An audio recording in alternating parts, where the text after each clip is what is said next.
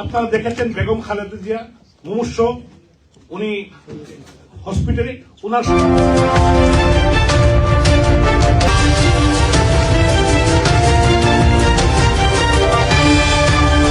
স্বামী জেনারেল জিয়াউর রহমান কিন্তু মুক্তিযুদ্ধ করেছেন, উনি সেক্টর কমান্ডার ছিলেন।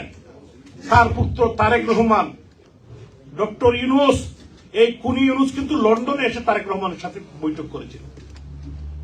কি কথা হয়েছিল?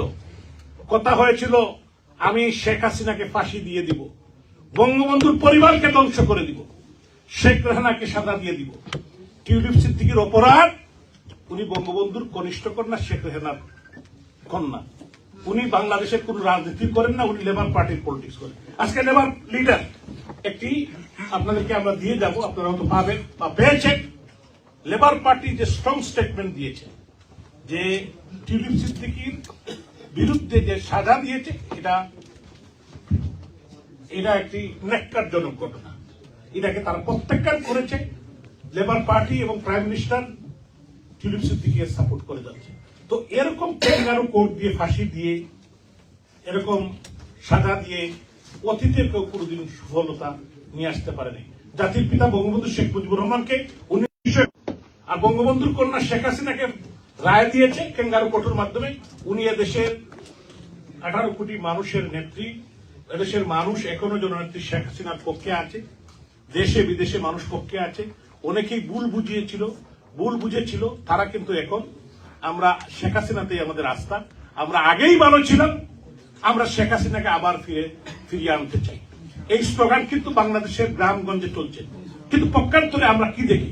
এদের উপর নির্যাতন, নিপীড়ন, হত্যা, খুন, রাহাজানি, রেপ, ছেলেকে না পেয়ে বাপকে ধরে নিয়ে হত্যা, মাকে জেলের অভ্যন্তরে রাখা।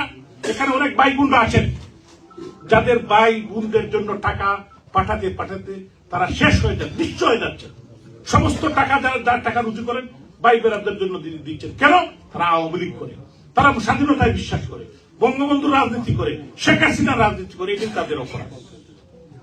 এদের বিরুদ্ধে আমাদেরকে রুখে দাঁড়াতে হবে। ঠিক, এটা পৃথিবীর কোনো মানুষ এটা বিশ্বাস করে না। আপনারা ভয় পাবেন না, আপনারা সাহস হারাবেন না। আমাদের নেতৃবৃন্দ বক্তব্য রাখবেন। আমরা সবাই ইউনাইটেড। ব্রাডফোর্ড আওয়ামী লীগের সম্মানিত সভাপতি, সাধারণ সম্পাদক সহ সমস্ত নেতৃবৃন্দকে আমি ধন্যবাদ জানাই।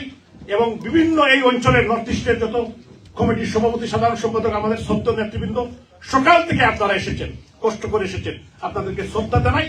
যে আমাদেরকে সাহসিকতার সাথে মোকাবিলা করতে হবে। এই যে প্রোপাগান্ডা বঙ্গবন্ধুর পরিবারের বিরুদ্ধে আমরা নতুন শুনছি, আমরা তরুণ প্রজন্মের, আপনারা আগে শুনেন নাই সত্য পরবর্তী বঙ্গবন্ধু কিছু ছিল, বাড়ি ছিল, গাড়ি ছিল, কিছুই তো ছিল না। এখন এগুলো ষড়যন্ত্র করছে যাতে মানুষকে বুঝাতে পারে। আমাদের পরে অনেক মা বোনরা কিন্তু এই যে 5ই অগাস্টের আগে